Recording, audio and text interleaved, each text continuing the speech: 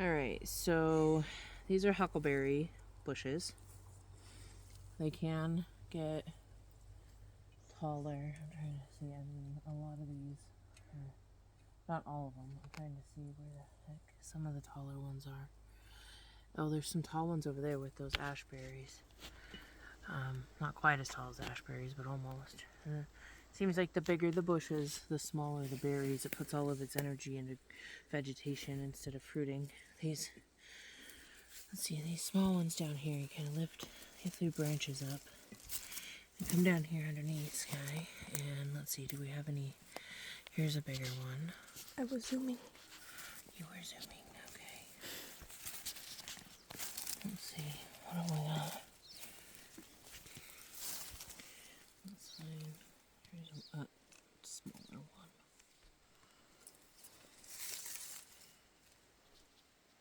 These are huckleberries. They're a cousin of a blueberry. We only get them in, gosh, Sky, do you remember what all states and places we get them? Montana, Idaho, Washington, maybe? Yes, Yeah. Washington. And maybe Oregon. Idaho, Montana, Oregon, Washington, parts of Canada. Yeah. I don't remember exactly what parts of Canada. I've just never been. But there are different varieties. These are purples. These are the dark purples. We also have reds that are really sweet. Those are my favorites. I think there's also some pink ones that you can find that are more rare, and I think there's like whitish colored ones you can get that are rare, but you got to be careful because you got to make sure They're huckleberries. They're actual huckleberries and not other types of berries, just different varieties, because you got to look at the leaves. You see the tops and the bottoms of the leaves. They'll often be sticky from sap from trees above. Bears love them, so you need to make lots of noise and stomp around and talk loud while you're getting them, or have a bang stick with you. Boom boom. Something that a grizz, because we're in grizz country right now, so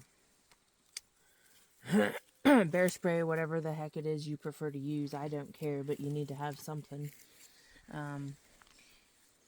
We're on a little mini weekend trip right now, but so we're not quite at home. We're not far from home, but we're not quite at home. At home, we're not as much grizz country. There is chances of grizz, but they're pretty not as common. When we're back closer to home.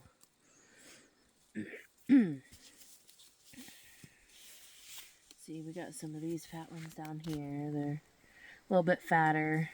These smaller bushes, they have better sizes on them.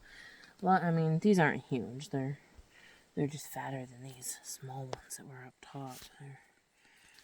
What were we talking about? The different huckleberries, right? Yes, correct. See, that's why I said be careful. You see how my cane just sunk into that? It's pine needles and bark and pine cones and broken up wood. It's a compost pile, basically. Bees, ground hornets and stuff, they love that stuff, so I try to stay up on top of the wood mostly and not in the soft stuff where you can sink into it. Yeah. I've done that once before and I don't want to make that mistake again. See, I like to use my cane, see where I can step. Let's see here, kind of hold my hand a little bit. Try not to step on the berries.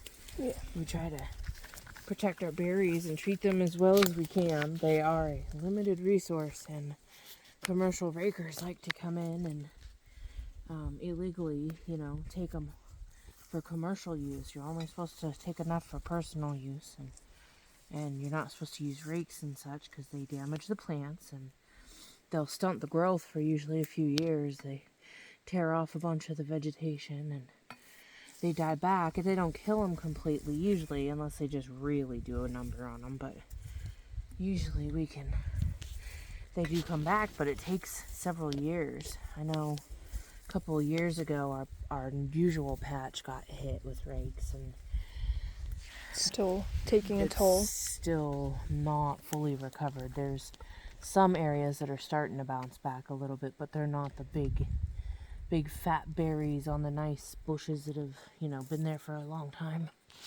And roll it. Oh yeah. Huckleberries.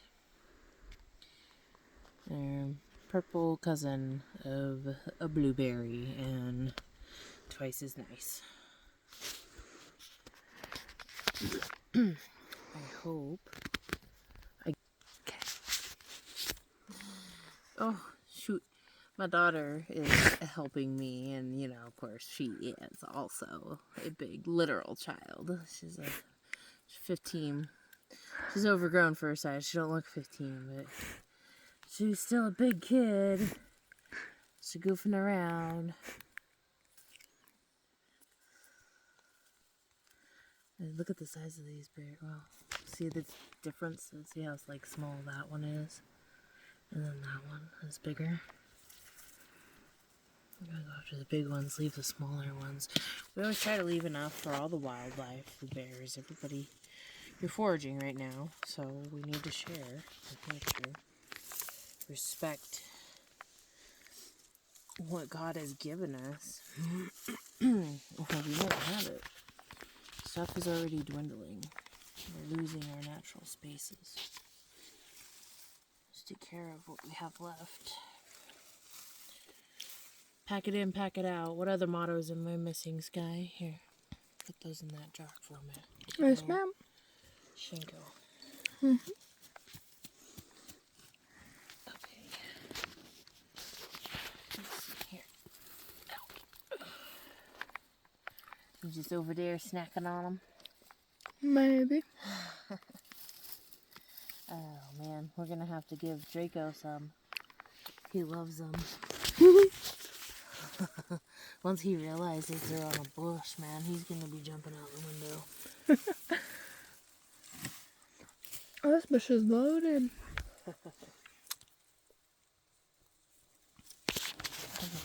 I'm dropping them. Here, where's that jar? Thank you. There's a hornet. A hornet? A single one? Okay, well, as long as it's a single one and not a lot of them. Woo! What? Oh, you're right there.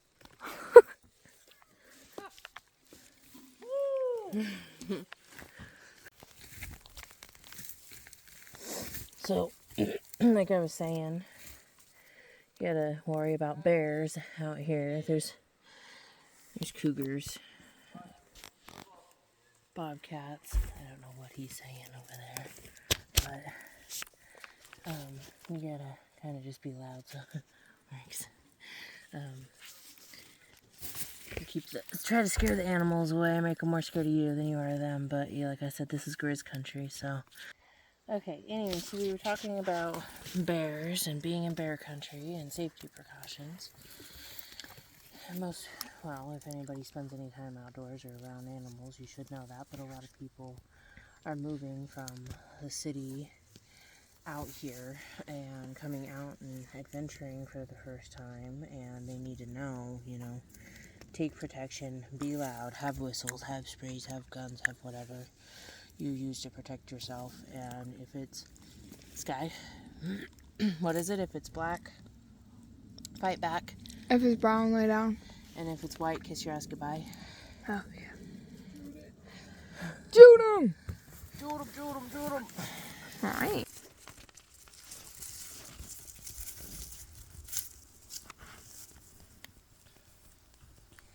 Yeah, Bakers definitely came through here. These are the biggest ones I'm finding on all these patches, and we're right off of a Forest Service road, the main road coming through Burt Canyon Road going into Montana. Or from Montana to Idaho, vice versa, whichever. Bakers have definitely been here. Throwing those berries down is okay, it's not a waste. They've all got little tiny seeds in them, just like blueberries. So they'll be mushed down, eaten by animals, poop back out, and create more bushes. So those seeds will go create more bushes.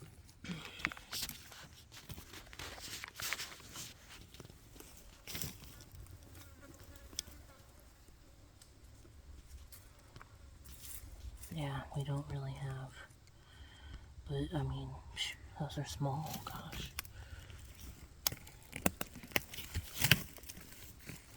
Not much here.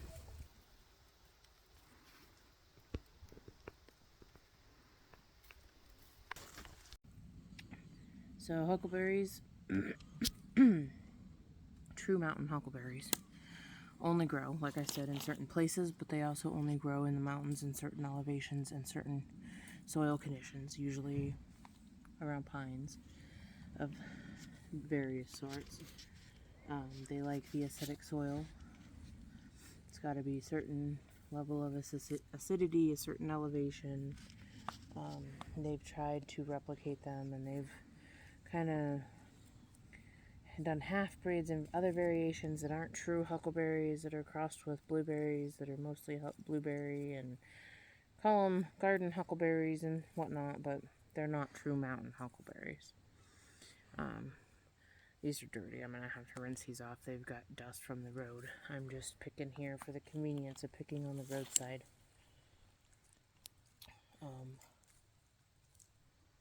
Yeah, so people have tried to dig them up and take whole plants and bury them in their backyard, and they just shrivel up and they die because true mountain huckleberries can't grow outside of the mountains. So if you want them in your yard, you need to buy property up in the mountains, which a lot of people do that around here. That would be a dream. But yeah, it looks like a lot of that area that we were just at got raked mostly, and so it's just lots of little berries because they're trying to recover still from the damage that the lazy people do. Greed and laziness. A lot of people argue about it, whether it's right or not, but it's not right. Ethically or morally, it's wrong. It's raping nature.